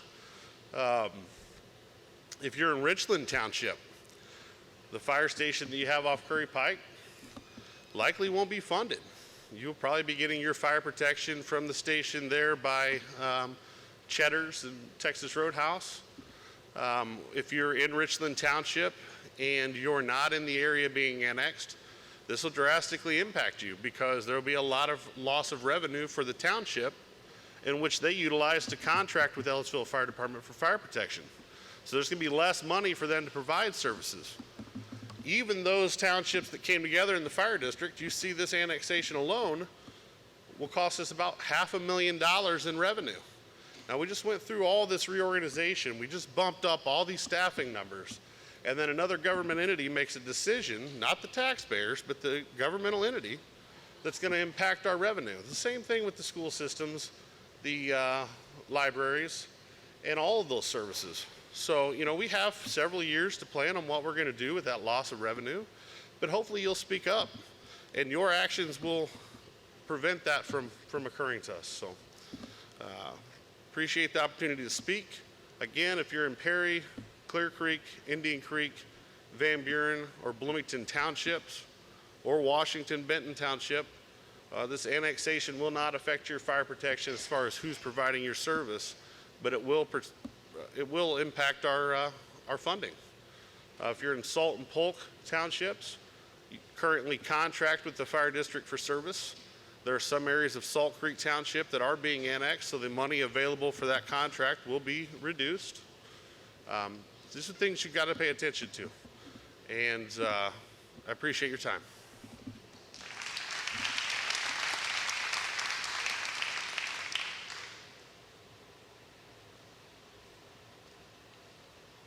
And at this point, we're ready to hear any general questions that people have that maybe aren't specific to the various topics you've heard about.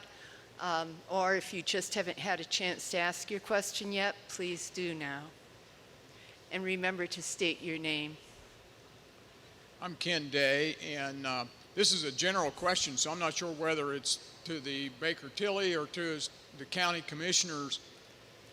We've talked a lot about taxation, effects on individuals, and on those other taxing units, but there's a whole arena that's going to be impacted that no one's even talked about, and that's the effect on private business. For example, in our neighborhood, there's 6 different trash hauling companies that pick up trash in our neighborhood, and we appreciate the opportunity to have a selection and allow those people to compete in the marketplace for our business, and we pay a real reasonable rate. Now, if all this gets shifted into the city and then we're stuck with the monopoly of the city, which we have to pay for again, what happens to these other private businesses that are put out of business or out of work? Will they have enough business in the rest of the county to continue to function? So again, it reinforces the anti-business mentality that the city has. So I don't know whether anybody's looking at those other impacts on the private sector.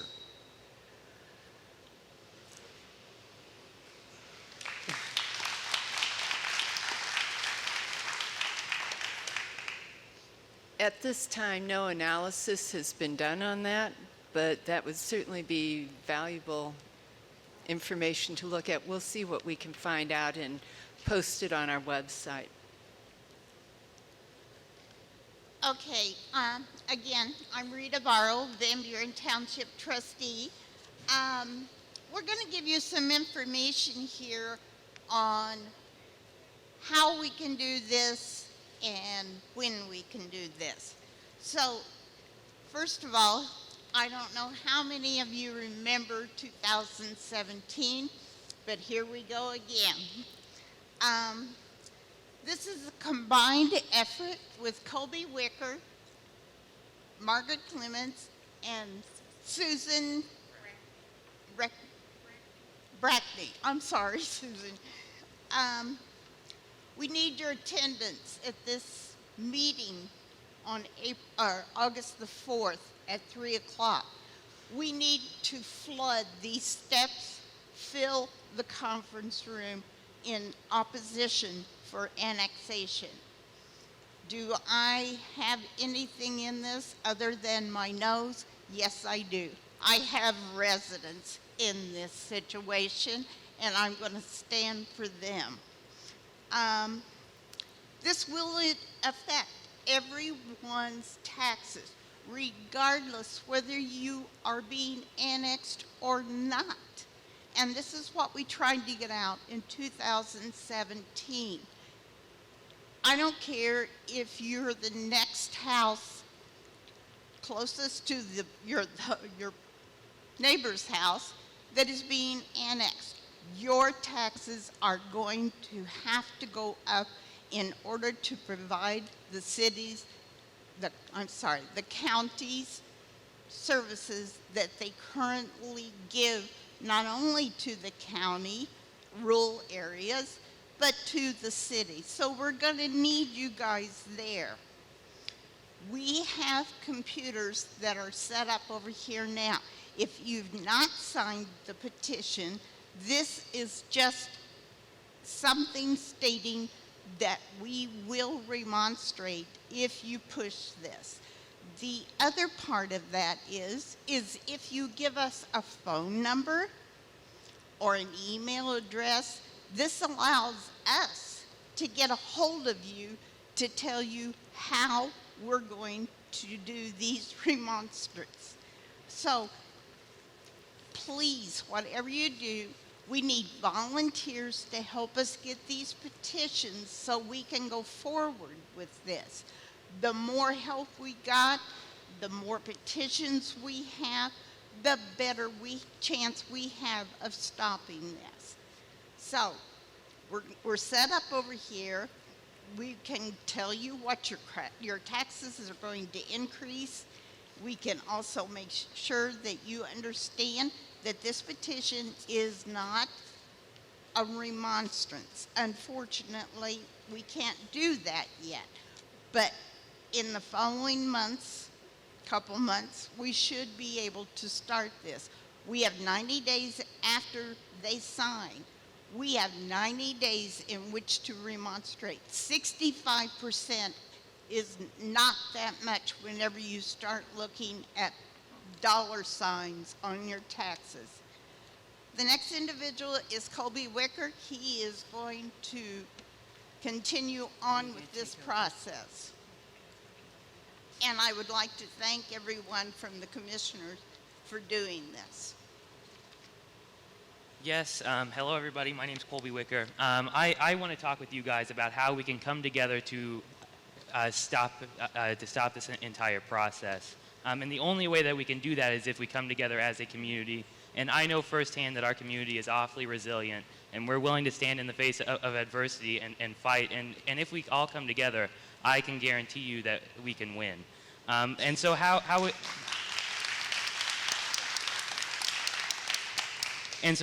we need to do that and how we band together is really important. And so if you'd like to come over and talk to us at our table over here as soon as we're all done talking, or if you'd like to shoot us an email over to stopbloomingtonannexation@gmail.com, that's stopbloomingtonannexation@gmail.com, we would be happy to connect you with the people who can help you walk around your neighborhood. We can get you petitions, and you can go around and you can tell your neighbors how annexation will affect them, because we all know that it will. And the last thing that I want to say to you, and Julie talked about this also, Commissioner Thomas, is that when it comes to remonstrations, we've got some pretty disconcerting reports that city attorneys are telling people, don't go ahead and sign, they're just going to be thrown out. I want to tell you all right here and right now that is not their call to make. It's the county auditor's office, and the only way for you to know if your remonstration is valid is for you to sign the paperwork and send it off to them. If they say it's not valid, then that's no water off your back. There's nothing that will happen to you, but you need to sign that paperwork and you need to get it to them, because those are the only people who can make that determination, and don't let anybody else tell you otherwise.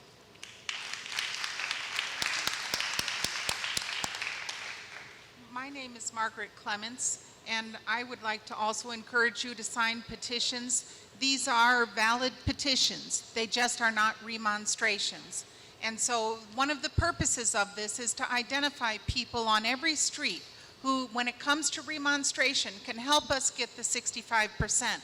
So please continue to come in, sign the petitions. We're going to show City Council what the real Bloomington is, and we are it.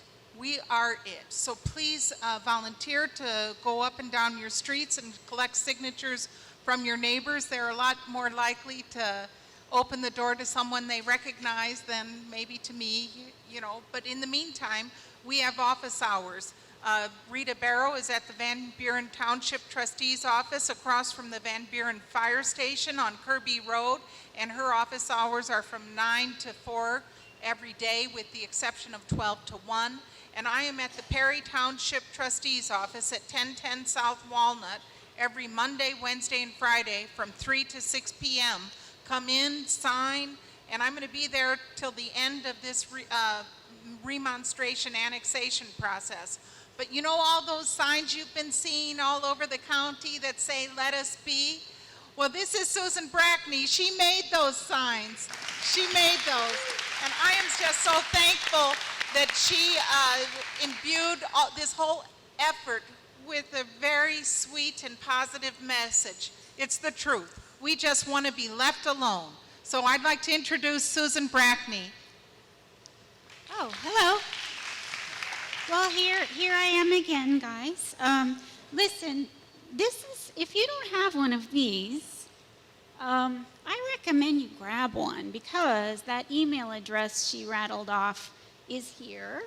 There are all these funny looking squares. You may or may not be used to QR codes, but if you have a smartphone that has a camera and you take your camera and you hold it up, it ought to be able to take you over to whatever web address or whatever this is. And the reason I point this out is that this meeting at City Hall, there's a QR code here. If you, when it's time, do your little phone camera thing and scan that square, it'll, like if you have access to internet or Wi-Fi, it will take you over to that really long link that takes you to that Zoom meeting if you don't want to go in person. So that's just something I wanted to point out so you know. There's also some information about the remonstrance petition down here at the very bottom, and just some various things you can do. I guess the only other thing you might get a kick out of is that I'm in Zone 4, and I made a little video. If you go to YouTube and you search Zone 4 Bloomington or Zone 4 Annexation, you'll see it and you can sing along, and yay. I just really wanted my neighbors to be heard, and I didn't feel like they were necessarily going to be able to come to 3 o'clock in the afternoon during the week. So I did hear that that meeting is going to at least go until 9 p.m., so if you need to drop in later, after work or something, maybe you can. But anyway, I guess that's all. It's nice to meet you. Hello. Oh, how do you get signs? Boy, howdy, is that ever the question? Yeah, ask them. I don't know. I just designed it, and that's all. I believe they're already out of the signs unless they have more printed. I think so. Say again? Oh, Facebook info. Well, I think anything you might need is probably on here. Yeah, I think, let me grab you one of these and get you. Oh, the YouTube video. The YouTube video is not on here. So if you go to YouTube and you search Zone 4 Annexation or Zone 4 Bloomington, it should come up.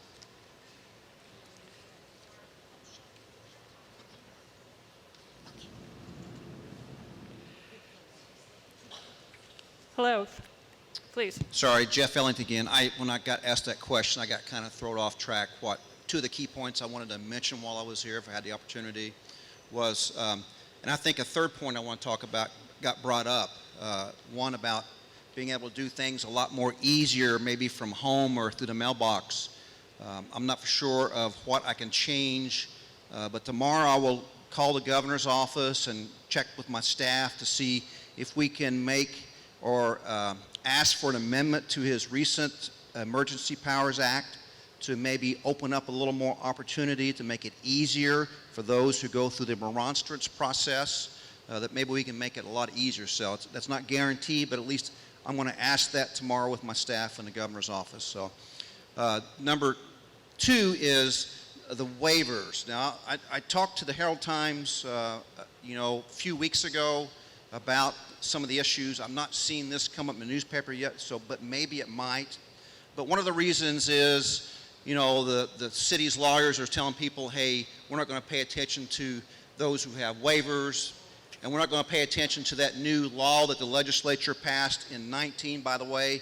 That's language that I've been trying to work on since 2017. It's taken a long time to get in, but we finally got it in. And if it's up to the auditor, I would urge the auditor to abide by state law and don't get politically motivated to make sure these are counted, because we worked awful hard to get that passed. And the example is, for over 200 years in Indiana, contract law states that a contract that has no date shall last no longer than 10 years and it's void. That's been that way for 200 plus years. So it's a reasonable expectation that those who have waivers, whether you signed them or a developer 30, 40 years ago signed them, a reasonable expectation in the court of law, and I hope judges across this community and region is listening, it's your reasonable expectation that those waivers should be no longer than 10 years like it's been that way for 200 years. And believe me, if they try to use that and try to take us to court, we're ready to fight that battle, and we'll have to fight that together. We'll have to form an organization, take donations, because it's well worth us to stay in our community. So again, reach out to me. And the third issue is the fire protection district. That legislation, with the help of the fire district and their attorneys and others across the state, led me to make that bill. And that bill right now that passed to protect that fire district, I use an example as a large school corporation trying to annex into a smaller district's area. That was an example. It's not fair for a large school corporation to take over a little school corporation, and that's the way we look at fire districts. And now that's going to be model legislation to protect, and my incentive was to decrease the revenue incentive for a city and town to expand just for money. And so they're looking at that nationwide to adopt that. So hopefully it will help other communities in the future from being annexed improperly. So thank you for the opportunity. I really thank the county commissioners. You've really done your homework, and you've really got this information out. And really, I really appreciate your effort. So thank you from me as a property owner. Thank you, Representative Ellington. Yes. And I would like to point out that the Monroe County Auditor will follow the current state law. We've been discussing this. It's not a problem. I got onto the city's website today. You can get on and find the same information at bloomington.in.gov/council. And it gives the agenda for Wednesday's meeting. I suggest you look at that because one of the things it says is that anticipated motion to structure deliberations and provide just one, 3-minute comment period per member of the public, during which individuals may speak about any of the ordinances listed below, and those are the ordinances on annexing each of the separate areas. So I urge you, plan what you're going to say. You will only get 3 minutes. It's not clear to me if it's 3 minutes per each ordinance, but be prepared so that they will listen to you. The website for the county, for the city council is bloomington.in.gov/council. Okay, and it's also on, I believe you can get it through these QR codes too. But I think it's important that you be prepared in that way. Are there any other general questions that we have for today? It's been really encouraging to see this many people out here and to feel kind of the energy in the room, to get your questions, to get your comments. We've been taking notes, and I'll remind you once again that we are the county commissioners for every resident of this county. So, thank you.